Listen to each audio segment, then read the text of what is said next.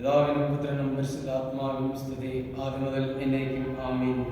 മിശിഹായിൽ അനുഗ്രഹിക്കപ്പെട്ടവരെ, നോയമ്പിലെ 7ാമത്തെ ദിവസം 2ാം ഞായറാഴ്ച കർത്താവായ യേശു മിശിഹായുടെ ജീവിതത്തിൽ നമ്മൾ നമ്മളെ തന്നെ ചേർത്ത് വെച്ചുകൊണ്ട് ക്രിസ്തീയ വിശ്വാസവും കർത്താവായ യേശു മിശിഹായുടെ ജീവിതത്തെ നമ്മുടെ ജീവിതത്തിന്റെ ഭാഗമാക്കി തീർത്തുകൊണ്ട് ഓരോ ക്രിസ്ത്യാനിയും ഈ ഭൂമിയിൽ ജനിക്കുന്നത് കർത്താവായ യേശു മിശിഹായ്ക്ക് വേണ്ടിയാണ്. ഓരോ ക്രിസ്ത്യാനിയുടെ ജീവിതത്തിന്റെ ലക്ഷ്യം എന്ന് പറഞ്ഞാൽ കർത്താവായ യേശു മിശിഹായെ നേടണം.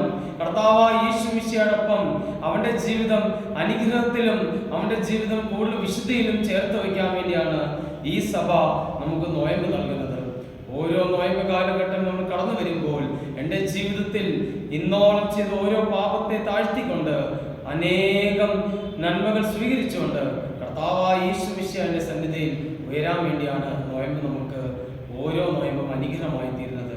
പ്രിയമുള്ളവരെ, ഇന്ന് നമ്മൾ ഈ നോയമ്പിലെ 7ാമത്തെ ദിവസം നമ്മൾ ധ്യാനിക്കാൻ പോകുന്ന വിഷയം വിശുദ്ധ ലൂക്കോസ് എഴുതിയ സുവിശേഷം 5-ാം അധ്യായം 12 മുതൽ 16 വരെ തിരുവചനങ്ങളാണ്. പ്രിയമുള്ളവരെ, നമുക്ക് മനസ്സിലാവണം, ലൂക്കായുടെ സുവിശേഷത്തിൽ കുഷ്ഠരോഗിയെ കുറിച്ച് സംസാരിക്കുമ്പോൾ നമ്മൾ മനസ്സിലാക്കണം, ഈ ഒരു ദിവസം നമ്മുടെ സഭ അനേകം വ്യക്തികൾക്ക് വേണ്ടിയും ഈ കുഷ്ഠരോഗിയിൽ നിന്നും പഠിക്കാൻ വേണ്ടിയാണ് നമ്മൾ ആഗ്രഹിക്കുന്നത്. പ്രിയമുള്ള, ആദ്യത്തെ പിന്നീട് ഒരിക്കൽ യേശു ഒരു പട്ടണത്തിലായിരിക്കുമ്പോൾ ഒരു കുഷ്ഠരോഗി വന്ന് അവനെ കണ്ട് സാഷ്ടാംഗം വീണ് പ്രാർത്ഥിച്ചു. പ്രിയമുള്ളവരെ, മനസ്സിലാക്കേണ്ട ഒരു കാര്യം, യേശു ഒരു പട്ടണത്തിലുണ്ട് എന്ന് കുഷ്ഠരോഗി കൃത്യമായിട്ട് മനസ്സിലാക്കി. അതായത് ആധ്യാത്മികമായും വിശുദ്ധ ജീവിതത്തിൽ എൻ്റെ കർത്താവായ യേശു മിശിഹാ എവിടെയാണെന്ന് ഒരു വിശ്വാസിക്ക് അത് പൂർണ്ണ ബോധ്യമുണ്ടാവണം. കർത്താവായ യേശു മിശിഹ എവിടെയാണ് വസിക്കുന്നത്, കർത്താവായ യേശു മിശിഹായുടെ ജീവിതത്തിൽ എന്തൊക്കെയാണ് കർത്താവായ യേശു മിശിഹ നേടുന്നത്, അത് കൃത്യമായി ഒരു വിശ്വാസി മനസ്സിലാക്കണം. പ്രിയമുള്ളവരെ, ശരിക്കും പറഞ്ഞാൽ, ഒറ്റ വാക്യത്തിൽ പറഞ്ഞാൽ, ഒരു വിശ്വാസി തൻ്റെ നാഥനും തൻ്റെ ഗുരുവുമായ കർത്താവിനോടൊപ്പം ആയിരിക്കണം. നമ്മൾ പ്രാർത്ഥിക്കുന്നുണ്ട്, നമ്മൾ ഓരോ പ്രാർത്ഥനയും നമ്മൾ ശീമോ നമസ്കാര പ്രാർത്ഥന നടത്തുന്നുണ്ട്, സാധാരണ നമസ്കാര പ്രാർത്ഥനകൾ നടത്തുന്നുണ്ട്, നമ്മൾ വചനം വായിക്കുന്നുണ്ട്, നമ്മൾ പാട്ടുപാടി കർത്താവിനെ സ്തുതിക്കുന്നുണ്ട്, നമ്മൾ വിശുദ്ധ കുമ്പസാരത്തിന് വേണ്ടി പോകുന്നുണ്ട്. പക്ഷെ ഇതെല്ലാം ചെയ്തിട്ടും എൻ്റെ കർത്താവ് എൻ്റെ ഉള്ളിൽ വസിക്കുന്നുണ്ടോ, എൻ്റെ കർത്താവ് എവിടെയാണെന്ന്, എൻ്റെ കർത്താവും ഞാനും ഒരേ സ്ഥലത്ത് പ്രാർത്ഥനയിലാണെന്നോ ഒരു ബോധ്യം നമുക്കുണ്ടാകണം. പ്രിയമുള്ളവരെ, കൃത്യമായിട്ട് പഴയ നിയമത്തിൽ നമുക്ക് കാണാൻ സാധിക്കും, ഒരു കുഷ്ഠരോഗിയുടെ പാർപ്പിടം എന്ന് പറഞ്ഞാൽ നഗരത്തിന്റെ പുറത്തായിരിക്കണം. അവൻ ഒരു വ്യക്തിയുമായി ഒരു ബന്ധവും കാണാൻ പാടില്ല. അവൻ നഗരത്തിന് പുറത്തിരുന്നുകൊണ്ട് അവൻ സമൂഹത്തിലേക്ക് കയറി വരാൻ പാടില്ല. അവനെ തന്നെ ഞാൻ ശപിക്കപ്പെട്ടവനാണെന്ന് അവനെ തന്നെ മുദ്ര കുത്തിക്കൊണ്ട് അവൻ തനിച്ച് ജീവിക്കണം.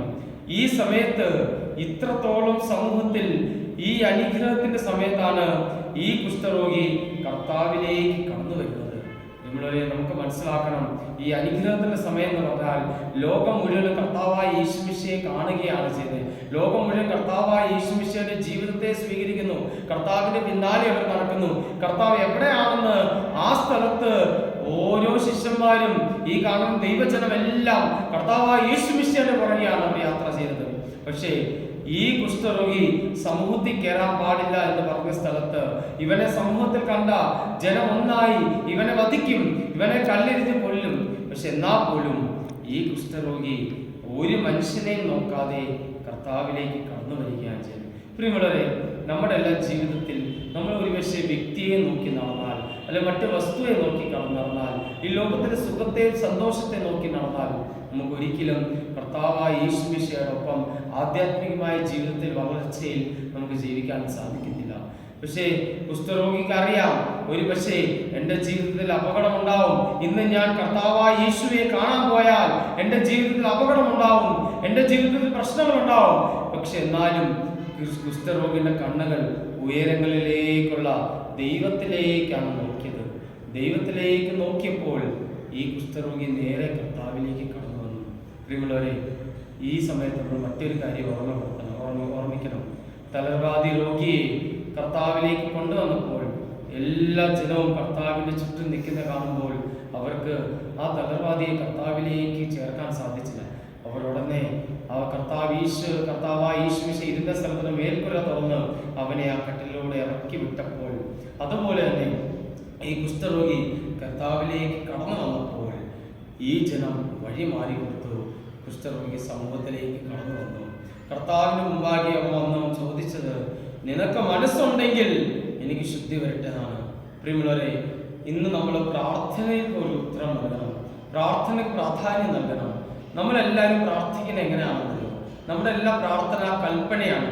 കർത്താവേ, എൻ്റെ കൊച്ചു 10ാം ക്ലാസ് പരീക്ഷ എഴുതാൻ പോകുന്നു, നീ പൂർണ്ണ വിജയം മേടിച്ചു കൊടുക്കണം. പക്ഷേ ഈ വ്യക്തി അറിയുന്നില്ല, കൊച്ചു പഠിച്ചോ ഇല്ലെന്ന് അറിയത്തില്ല. പക്ഷേ കൽപ്പനയാണ്, കർത്താവേ കൊച്ചിന് പൂർണ്ണ വിജയം നൽകണം. പ്രിയമുള്ളവരെ, നമ്മുടെ കൽപ്പനയാണ് നൽകേണ്ടത്. നമ്മൾ വിനയത്തോട് അപേക്ഷിക്കുകയാണ്, കർത്താവേ നിന്റെ ഹിതമുണ്ടെങ്കിൽ ഈ പരീക്ഷയ്ക്ക് എൻ്റെ കൊച്ചിനെ അനുഗ്രഹം നൽകുന്നത്. കർത്താവേ, നിന്റെ ഹിതമനുസരിച്ചാണ് ഞങ്ങൾ ജീവിക്കുന്നത്. നിന്റെ രാജ്യവും നിന്റെ ശക്തിയും നിന്റെ മഹത്വവും ഈ ഭൂമിയിലേക്ക് കടന്നു വരുമ്പോൾ കർത്താവേ, നിന്റെ ഹിതമനുസരിച്ചാണ് ഞങ്ങൾ ജീവിക്കുന്നത്. പ്രിയമുള്ളവരെ, ഈ കുഷ്ഠരോഗി വർഷങ്ങളായിട്ട് കുഷ്ഠരോഗിയാണ്. പക്ഷെ നമ്മൾ മനസ്സിലാക്കണം, ആ നാട്ടിൽ ഒരു കുഷ്ഠരോഗി മാത്രമല്ല ഉള്ളത്, അനേകം വ്യക്തികളുണ്ട്. പക്ഷെ ഈ വ്യക്തി കർത്താവിലേക്ക് നോക്കിയപ്പോഴാണ് അവന് ലഭിച്ചത് ധൈര്യമാണ് ലഭിച്ചത്. ആ ധൈര്യത്തെ അവൻ അധികാരമായി അനുഗ്രഹമാക്കിയെടുത്തു. കിട്ടിയ ധൈര്യത്തെ അവൻ അധികാരമെടുത്തു. കർത്താവിലേക്ക് വരാനുള്ള അധികാരവും കർത്താവിൽ നിന്ന് അനുഗ്രഹം സ്വീകരിക്കാൻ വേണ്ടി അവൻ കർത്താവിലേക്ക് കടന്നു വന്നു. അപ്പോൾ കർത്താവ് പറഞ്ഞു, എനിക്ക് മനസ്സുണ്ട്, നിനക്ക് ശുദ്ധി ഉണ്ടാവട്ടെ. അതേ നിമിഷത്ത് ശുദ്ധി വന്നു. പ്രിയമുള്ളവരെ, കർത്താവ് ഓരോ വ്യക്തിയെയും ഓരോ നിമിഷവും അനുഗ്രഹിച്ചുകൊണ്ടിരിക്കുന്നു. അനുഗ്രഹവും സൗഖ്യവും ദൈവികമായ അനുഗ്രഹത്താൽ ഓരോ വ്യക്തിയും നവീകരിക്കപ്പെടുന്നു, അനുഗ്രഹിക്കപ്പെടുന്നു, വിശുദ്ധിയിൽ അവർ ജീവിക്കുന്നു.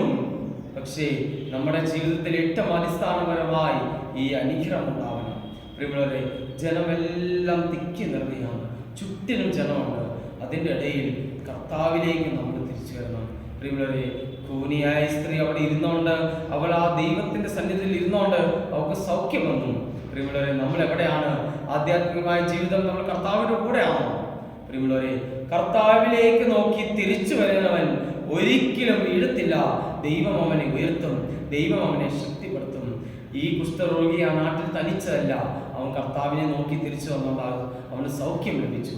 നമ്മൾ ഓരോ വ്യക്തികളും ആധ്യാത്മികമായ ജീവിതത്തിൽ കർത്താവായ യേശുമിശിഹയെ തിരിഞ്ഞു നോക്കി കർത്താവിലേക്ക് ഒരു യാത്ര ചെയ്യുമ്പോൾ കർത്താവ് നമ്മളെ അനുഗ്രഹിക്കാൻ വേണ്ടി കാത്തിരിക്കുന്നു. പ്രിയമുള്ളവരെ, നേരത്തെ ഞാൻ നിങ്ങളോട് പറഞ്ഞു, ഒരു കുഷ്ഠരോഗിയുടെ പാർപ്പിടമെന്ന് പറഞ്ഞ നഗരത്തിന്റെ പുറത്താണ്. പ്രിയമുള്ളവരെ, അവസാനത്തെ വാക്യം നോക്കിയേക്കാം. അവനാകട്ടെ വിജന പ്രദേശത്തിലേക്ക് പിൻവാങ്ങി അവിടെ പ്രാർത്ഥിച്ചുകൊണ്ടിരുന്നു. പ്രിയമുള്ളവരെ, കുഷ്ഠരോഗി സമൂഹത്തിൽ കയറാൻ പാടില്ല.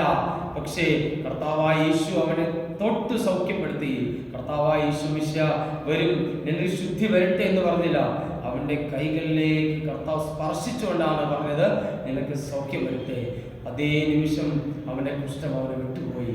പക്ഷേ കർത്താവായ യേശുമിശിഹ ചെയ്ത ഓരോ അത്ഭുതവും അവന്റെ ജീവിതത്തിൽ അത് വലിയ തകർച്ചയായിരുന്നു. കാരണം അവൻ കർത്താവ് നമുക്ക് കാണുന്നുണ്ട്, നീ നിന്നെ തന്നെ പോയി പുരോഹിതനെ കാണിച്ചു കൊടുക്കാൻ ആവശ്യപ്പെടുന്നുണ്ടല്ലോ. കാരണം ഓരോ വ്യക്തിയും ദൈവസന്നിധിയിൽ വിശ്വാസപൂർവ്വം വിശുദ്ധിയിൽ ജീവിക്കണം. അതാണ് കർത്താവായ യേശുമിശിഹയുടെ ആഗ്രഹം. പ്രിയമുള്ളവരെ, ഈ ഒരു കുഷ്ഠരോഗിയെ സൗഖ്യപ്പെടുത്തിയപ്പോൾ യഹൂദ പ്രമാണികൾ അതേ സമയത്ത് അവനെ വിധിക്കാൻ ശ്രമിച്ചു. പക്ഷേ കർത്താവായ യേശുമിശിഹ എല്ലാം മനസ്സിലാക്കിക്കൊണ്ട് സമൂഹത്തിൽ നിന്ന് പുറത്താക്കപ്പെട്ടവനെ അകത്താക്കിക്കൊണ്ട് കർത്താവ് തന്നെ പിന്നിലോട്ട് പിൻവാങ്ങി. പ്രിയമുള്ളവരെ, നമ്മുടെ എല്ലാം ജീവിതത്തിൽ കർത്താവായ യേശുമിശിഹ ഓരോ കുർബാന വഴിയായി മുറുക്കിപ്പെടുകയാണ്. എൻ്റെ ജനം എൻ്റെ തിരുശരീരവും സ്വീകരിക്കുകയും എൻ്റെ തിരുരക്തം സ്വീകരിച്ചുകൊണ്ട് അവർ ഒരിക്കലും മരണമുണ്ടാവാതെ അവർ നിത്യജീവനിൽ പ്രവേശിക്കാൻ വേണ്ടിയാണ് കർത്താവായ യേശുമിശിഹ ആഗ്രഹിക്കുന്നത്. കർത്താവായ യേശുമിശിഹ നിത്യജീവൻ പ്രാധാന്യം നൽകുന്നുണ്ടെങ്കിൽ നമ്മൾ മനസ്സിലാക്കണം, ഈ നിത്യജീവനിലൂടെ നമ്മളും കടന്നു പോകണം. പ്രിയമുള്ളവരെ, ഈ നൊയമ്പ് സമയത്ത് നമ്മൾ ഏറ്റവും അധികം മനസ്സിലാക്കണം, ദൈവത്തോടൊപ്പം ആയിരിക്കുക, പ്രാർത്ഥിക്കുക. ജീവിതത്തിലെ കുറവിനെല്ലാം ഉപേക്ഷിച്ചു അത് കൃപയിലായി ജീവിക്കാൻ നമുക്ക് പ്രാർത്ഥിക്കാം. പിതാവിനും പുത്രനും പരിശുദ്ധാത്മാവിനും സ്തുതി, ആദ്യം മുതൽ എന്നേക്കും ആമേൻ.